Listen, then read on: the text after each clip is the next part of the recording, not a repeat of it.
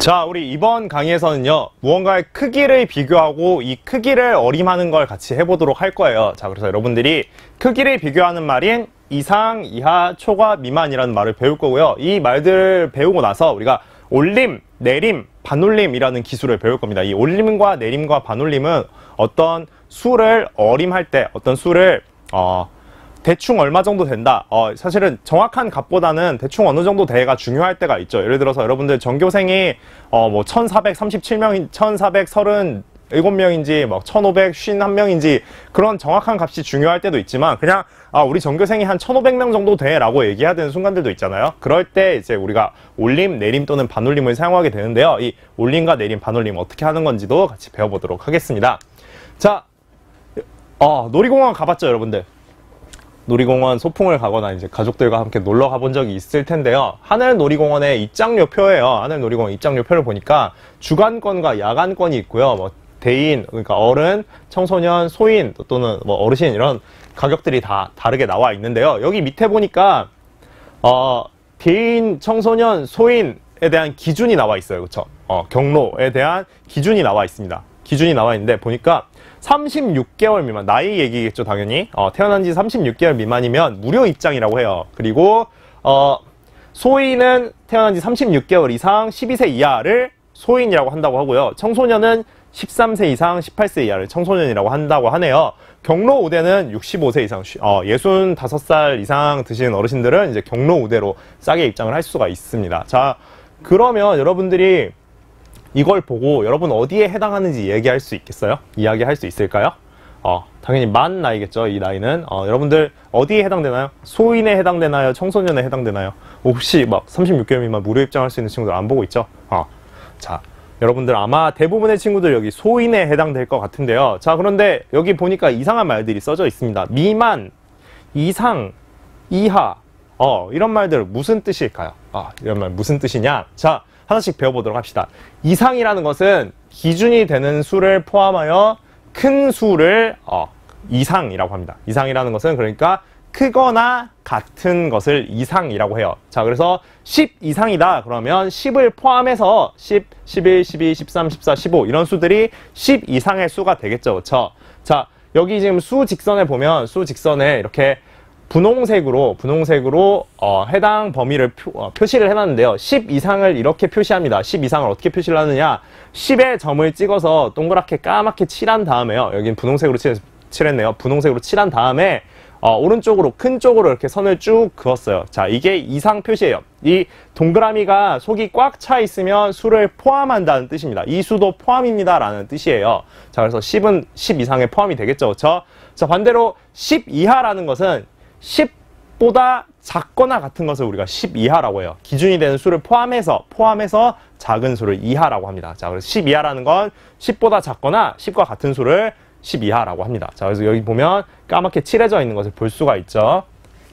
자, 반면에 초과와 미만은 기준이 되는 수를 포함하지 않습니다. 자, 그래서 10 초과라는 것은 10은 들어가지 않고 10보다 큰 수를 얘기하는 거예요. 자, 그래서 10 초과라고 하면 11, 12, 13, 14, 15 이런 것들이 들어가겠죠. 자, 10은 10 초과일까? 10은 10 초과가 아니죠. 10은 10 이상일까? 10은 10 이상이 맞죠. 자, 이렇게 초과와 이상은 이 기준이 되는 수가 포함이 되냐, 포함이 되지 않냐에 따라서 달라지는 기준입니다. 자, 그리고 미만은 10 미만이라는 것은 10은 포함하지 않고요. 10보다 작은 수를 10 미만의 수라고 합니다. 자, 그러면 초과와 미만을 가지고 얘기를 하다 보면 여러분들 이런 의문이 생길 수가 있을 텐데요. 10 초과와 11 이상은 같은 말 아닌가요? 같은 말일까? 자연수만 놓고 보면 둘은 같은 말이죠. 그런데 우리 분수도 배웠고 소수도 배웠고 우리가 자연수가 아닌 숫자들을 배웠잖아요. 자, 10 초과와 11 이상 어떻게 다르냐? 10.5를 가지고 생각을 해봅시다. 10.5는 10 초과일까요? 10보다 크죠? 10.5는 10보다 크죠? 그렇죠? 10과 2분의 1, 10보다 크니까 10 초과에는 들어가겠죠. 그런데 10.5는 11보다는 크지 않죠. 11보다 작죠. 그러면 11 이상에는 10.5가 들어가지 않겠죠. 자, 그래서 우리가 자연수만 놓고 생각을 했을 때는 10초가와 11 이상이 같은 말이라고 생각할 수도 있지만 실제로 수가 자연수만 있는 게 아니잖아요. 10과 11 사이에도 무수히 많은 수가 있으니까 10초가 11 이상은 서로 다른 말이라는 것을 알 수가 있겠죠. 자, 어쨌든 간에 이상과 이하는 기준이 되는 수를 포함해서 큰 수, 작은 수를 이상, 이하라고 하고요. 초과와 미만은 기준이 되는 수를 포함하지 않고 큰 수, 작은 수를 초과, 미만이라고 합니다. 자, 그래서 여기 보시면 이 동그라미 가운데를 비워둔 것은 이 숫자는 포함하지 않는다는 뜻입니다. 자, 그럼 여러분들 예를 들면 이렇게 표시를 할 수도 있겠죠. 12 이상 써줄게요.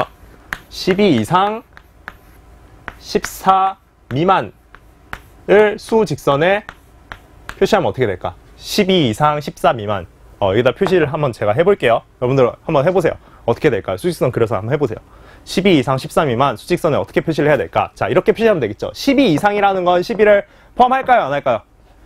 이상이니까 포함을 해야 되죠. 12 이상 12를 포함합니다. 가운데를 까맣게 칠해줄 거예요. 칠해주고요. 이상이니까 12보다 커야 되죠. 커야 되는데 14 미만이라고 있어요. 14 미만. 자, 미만은 14가 포함이 될까 안 될까? 안 되죠. 그렇죠? 미만은 무조건 작은 수라 그랬죠. 포함하지 않고 작은 수라 그랬죠. 자, 그래서 14는 이렇게 가운데를 비운 동그라미를 해서 자, 12 이상 14 미만은 수직선에 이렇게 표시를 해주면 되겠습니다. 자, 이렇게 표시를 하면 12 이상 14 미만이라는 표시가 되는 거예요. 자, 이상, 이하, 초과, 미만 여러분들 확실하게 알았죠? 이거 확실하게 알아놔야 돼요. 여러분들 이상과 초과를 구분할 수 있어야 되고 이하와 미만을 구분할 수 있어야 됩니다. 자, 그래서 아까 다시 그 요금표로 돌아가서요. 36개월 미만의 아기들은 이제 놀이공원에 무료 입장이라고 했죠. 그쵸? 자, 그런데 36개월 이상 12세 이하인 친구들은 소인 요금을 내야 돼요. 그쵸? 그래서 36개월 이상 12세 이하라는 36개월은 3년이죠, 3년. 3살이죠, 3살. 그래서 36개월 이상 12세 이하 소인의 범위에 들어가는 친구들이 이런 친구들이에요. 3세부터 12세까지. 여기 둘 다 칠해져 있는 게 보이시나요? 이상과 이하기 때문에 이렇게 칠해져 있는 게 보이시죠? 자, 그래서 3세에서 12세까지 친구들이 3세에서 12세까지 친구들이 이렇게 소인 요금을 내고 들어가면 되겠고요.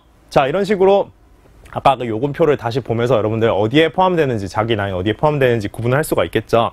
우리 배우는 김에 좀 어렵지만 하나만 더 배우자면 이상, 이하, 초과, 미만을 우리가 수학 기호로 다 표현을 할 수가 있습니다. 식 쓰듯이 기호로 표현을 할 수가 있어요. 자, 이상, 이하를 표시를 할 때에는요. 부등호, 이 부등호라는 거 이렇게 악어 입 벌린 걸 부등호라고 하죠. 부등, 등이 같다는 말이고 부는 아니라는 거거든요. 그래서 부등호라는 건 같지 않은 표시라는 뜻인데요. 같지 않은 걸 표시한다는 뜻인데요. 부등호는 악어예요. 악어인데 악어가 먹이를 많이 먹으려고 할까요? 적게 먹으려고 할까요? 많이 먹으려고 하겠죠. 그렇죠? 자, 그래서 이 악어는 크기가 큰 쪽으로 입을 벌립니다. 자, 이렇게 입을 벌리는 악어를 부등호라고 부르는데요. 자, 그런데 우리가 흔히 크다, 작다라고 말하는 것은 초과와 미만을 얘기하는 거예요. 초과와 미만을 얘기할 때는 이렇게 부등호를 그냥 사용해주면 됩니다. 예를 들어서 A가 B보다 크다, A는 B 초과다 라고 할 때는 A가 B보다 크다. 악어가 A를 잡아먹으면 되겠죠. 그렇죠? 그리고 A가 B보다 작다, A는 B 미만이다 라고 할 때에는 우리 악어가 B를 잡아먹으면 되겠죠. B가 더 크니까. 이렇게 미만을 표시할 때는 이렇게 표시를 하면 되고요. 자, 그런데 이상과 이하를 표시할 때는 이 악어만 표시를 하는 게 아니라 같을 수도 있다는 걸 같이 표시해줘야 돼요. 자, 그래서 원래는 이 밑에 이렇게 등호를 같이 써줍니다. 이렇게 등호를 같이 써주면 이제 이상 또는 이하를 표시하는 표시가 되는데요.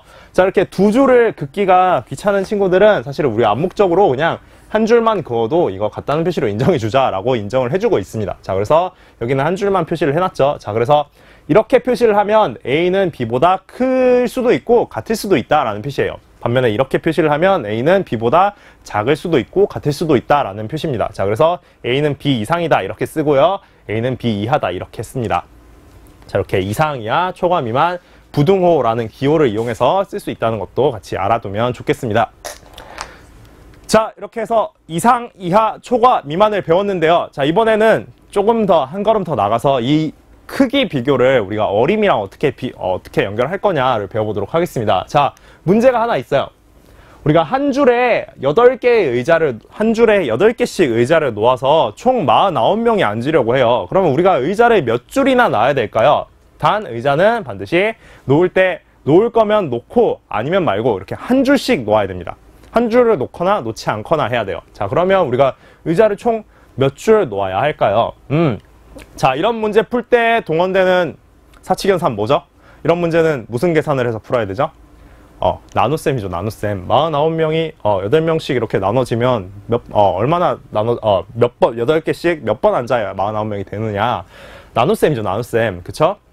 나눗셈인데, 자, 그래서 제가, 저는 계산을 잘 못합니다. 그래서 계산기를 빌려왔어요. 계산기를 빌려와서 계산을 했더니, 49 나누기 8 했더니, 6.125가 나왔어요. 자, 이거 6.125라고 읽는 친구 없죠? 우리 소수 배웠죠? 6.125. 자, 이 자리는 0.1의 자리, 이 자리는 0.01, 100분의 1의 자리, 이 자리는 1000분의 1의 자리죠. 그쵸? 6.125라는 값이 나왔습니다. 49 나누기 8 했더니. 그러면, 49 나누기 8은 6보다 조금 크네요? 그러면 6보다 굉장히 조금 크니까 우리가 6줄만 의자를 놓으면 되나? 6.125라는 이렇게 답이 나왔는데, 그러면 우리 의자 6줄만 놓으면 되지 않나? 자, 의자를 6줄을 놓았습니다. 의자 몇 개인지 한번 세어볼까요? 하나, 둘, 셋, 넷, 다섯, 여섯, 일곱, 여덟, 아홉, 열, 열하나, 열둘, 열셋, 열넷, 열다, 열여섯, 열일곱, 열여덟, 열아홉, 스물, 스물하나, 스물둘, 스물셋, 스물넷, 스물다섯, 스물여섯, 스물일곱, 스물여덟, 스물아홉, 서른, 서른하나, 서른둘, 서른셋, 서른넷, 서른다섯, 서른여섯, 서른일곱, 서른여덟, 서른아홉, 마흔, 마흔하나, 마흔둘, 마흔셋, 마흔넷, 마흔다섯, 마흔여섯, 마흔일곱, 마흔여덟, 68, 48, 48개의 의자가 놓였습니다. 몇 명이 앉아야 된다고 그랬죠, 아까? 49명이 앉아야 돼요.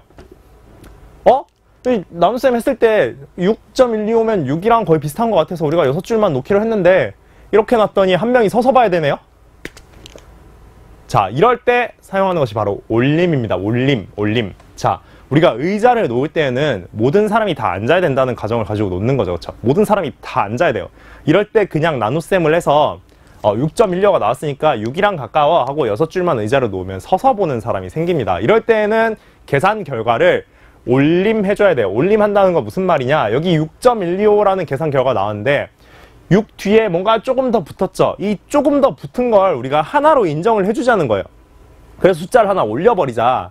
6이라고 생각을 하지 말고 우리가 7이라고 생각을 하자라는 거예요. 자, 그래서 의자를 이렇게 7줄을 놓아야만 49명이 다 앉을 수가 있겠죠. 그쵸? 49개의 의자를 놨더니 하나, 둘, 셋, 넷, 다섯, 여섯, 7줄이 되었어요. 7줄. 그쵸? 6.125니까 125를 올림해서 우리가 7이라고 생각을 한 거예요. 자, 그래서 우리 의자를 줄 단위로 놓기로 했죠. 그래서 49개의 의자를 놓으려면 결국은 7줄을 놔야 되는구나. 7줄 놔서 8, 7, 56, 56개의 의자를 놓아야만 한다는 것을 우리가 알 수가 있습니다. 자, 이럴 때 사용한 게 우리가 방금 한 게 뭐라고요? 올림. 49 나누기 8을 했더니 6.125가 나오더라. 그래서 우리가 6.125를 올림해서 7이라고 생각을 하고 7줄의 의자를 놓았습니다. 자, 이렇게 올림을 했고요. 자, 그래서 올림이라는 것은 이런 식으로 숫자를 하나 더해주는 거예요. 우리가 지금은 1의 자리를 가지고 올림을 해서 1을 더해주는 올림이라고 했는데 사실은 올림을 우리가 어느 자릿수에서 하느냐도 선택을 할 수가 있습니다. 예를 들면 6.125를 소수점 아래 첫째 자리에서 올려서 1의 자리로 올려서 7이라고 생각할 수도 있지만 6.125를 1의 자리에서 올려서 10이라고 생각을 할 수도 있는 거예요. 자, 그래서 올림이라는 것은 뭔가 숫자가 조금이라도 남으면 그걸 그냥 하나 더 있는 걸로 치자라는 게 올림입니다. 자, 그래서 7.824는 소수 첫째 자리에서 올림을 하면 8.0008이 됩니다.